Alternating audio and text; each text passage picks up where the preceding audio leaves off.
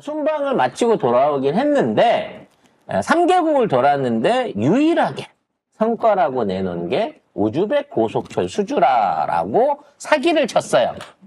근데 이게 순방 조건으로 된 게 아니라 이미 8개월 전에 결정이 난 사업이었다는 거죠.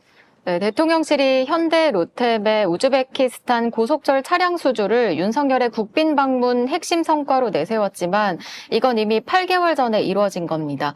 물론 공급 계약은 한 우즈벡 정상회담 자리에서 체결됐지만 고속철 차량 수주가 기정사실화한 건 꽤 오래됐는데요. 열차 외관 디자인 공모까지 마친 상태입니다. 그럼 생각을 해봐요. 8개월 전에 있었는데 왜 지금까지 계약 진행이 안 됐을까? 우즈벡이 돈이 없으니까 안 된 거 아니에요. 그래서 8개월 전에 계약하고도 아직까지 이게 진해 내부적으로는 이름까지 공모하고 디자인 공모까지 다 해놨는데 아직까지 그 첫 삽을 뜨지 못한 이유는 돈을 어떻게 줄 것인가를 지금 방법을 못 내놨기 때문이거든요. 그걸 윤석열이 가서 해결해 준 거예요. 관련 기사 보겠습니다. 네, 우즈베키스탄이 한국 고속철 차량을 구매하는 데는 자금 2,700억 정도가 필요한데 이 돈을 한국수출입은행이 전액 빌려주기로 했습니다. 윤희성 한국수출입은행장이 우즈벡 투자산업통상부 장관을 만나서 대외 경제협력기금을 통해 고속철 구매 자금 전액을 빌려주기로 했습니다.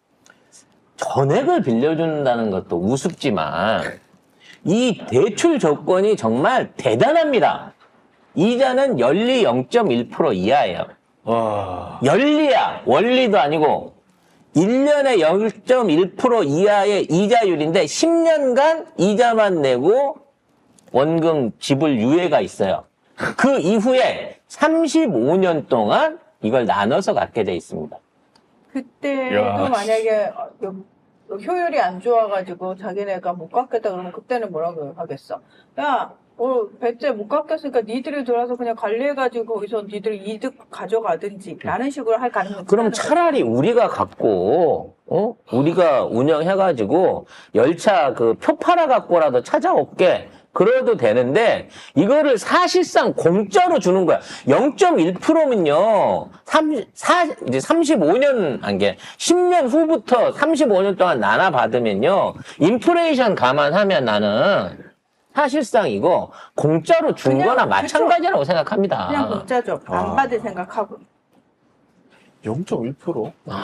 아니, 대한민국의 0.1, 연리 0.1% 대출이 어디가 있어요? 여기 있네. 그렇게 줄 돈 있으면 우리 전세자금, 전세대출 사기당한 사람이나 코로나 관련한 지원금들 대출로 돌아가지고 그거 갚아야 되는 사람들을 도와줘야 되는 게 이 나라 정상 아닙니까? 우크라이나가 도대체 뭔디? 우즈벡. 우즈벡이. 우크라이나도 주고 있으니까. 우크라이나 더 많이 30조 줬죠. 정도네. 근데 이제 여기에서 또 하나의 의문점이 생기는 거예요. 이게 가격은 제대로 쳐서 받은 건가라는 생각이 든다는 거죠. 2,700억이. 지금 이게 7량씩, 그러니까 기관차하고 객차하고 붙어가지고 7량을 한 대로 해가지고 이게 뭐 기관차하고 객차 가격 차이는 나지만 가격이 2,700억이잖아요. 그럼 요게 한 64억 정도 돼요. 평균으로 나누는 게. 가격은 틀리지만 총 대수로 말하면 42대잖아. 67에 40이. 42대에 2,700억이면 한 64억 정도 된단 말이에요. 그럼 이거는 우리가 차량을 수출해서 보내는 가격이잖아. 근데 지금 우리나라에 들어와 있는, 우리나라의 철도청에 납품되는 이 차량의 가격이 한 9량짜리로, 우리는 이제 7개가 아니라 9개를 붙이는데 9개 기준으로 295억 정도 되거든요.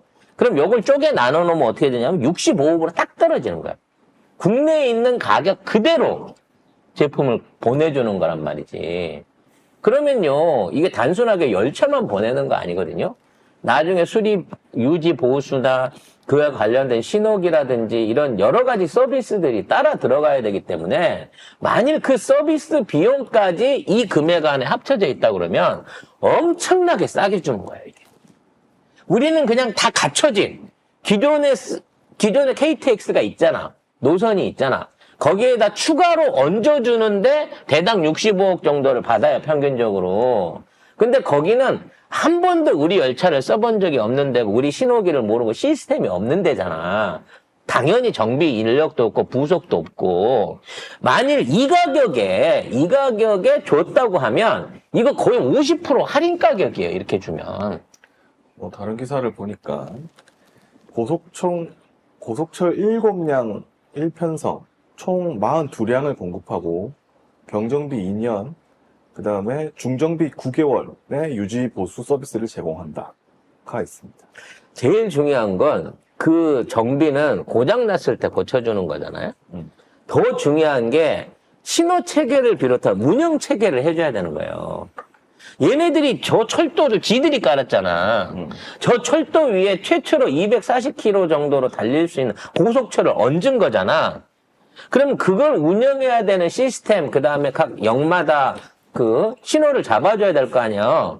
그리고 거기에 대한 각종 제어, 요런 것들, 속도 제어를, 안전 제어, 여기에 들어간 시스템들이 엄청나게 돈이 많이 드는 시스템이란 얘기야. 그럼 누가 돈을 낼 건데?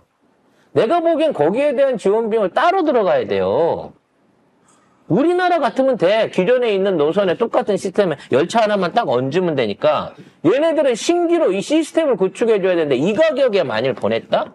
별도의 계약이 없다 그러면 이거는 진짜 반 가격에 준 거나 마찬가지인 거고. 만일 얘네들이 이거를 쓰고 있어. 근데 써보니 괜찮읍디다.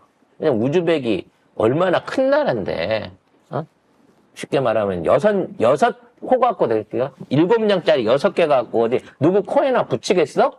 나중에 가면 더 추가로 증편해달라 그럴 거 아니에요. 아니, 이거 그래도 니네 거 샀는데 니네 거 계속 쓰려니까 줘. 나는 이게 1차로 2,700억이지 여기에 수백 대가 앞으로 수출 명목으로 해갖고 계속 나갈 거라고 생각을 해요. 안 그러면 의미가 없는 거야. 철도를 깔아놓고 6량 가지고 이 기다란 우즈베키스탄 여기를 댕기는 고속철도가 6량밖에 없다 그러면 하루에 한 번 정차하기도 힘들어요. 우리나라만 하더라도 1,000대가 넘는 열차를 운영을 하잖아. 우리나라 이 450km 노선 안에서도. 근데 이 안에서 하려고 그러면 몇 대가 필요하겠냐고. 저는 이게 1차에서 끝나지 않고 2차, 3차가 계속 요구받을 거고요. 계속 해가지고 수출입은행이 똑같은 조건으로 돈을 주는 게 아닌가라는 부분도 난 걱정스럽다는 거지. 왜? 이것만 나갖고는 고속철 시스템을 할 수가 없어요. 저 나라에 6량 움직여가지고 무슨 교통량에 도움이 되겠어? 말 그대로 도로 뚫어놓고 차 안 다니는 거나 마찬가지지. 결론적으로 정상화해서 앞으로 나갈 돈 2,700억은 그냥 너무 한꺼번에 몇십조 원 줬다 그러면 눈탱이 맞았다고 또 욕먹으니까 1차분만 발표한 거고 2차, 3차 도입분이 늘어나는 데 따라서 그것까지도 같은 조건으로 주기로 했다고 치면 이 계약은 궁극적으로 막 10여조 원 이상의 최소한 27, 8조 원 이상의 국고를 45년 동안 0.1%로 주는 거예요, 이게. 아니, 이게 대한민국에서 할 수 있는 짓입니까? 지금 세수가 다 빵꾸가 나가지고 나라가 망한다고 하는데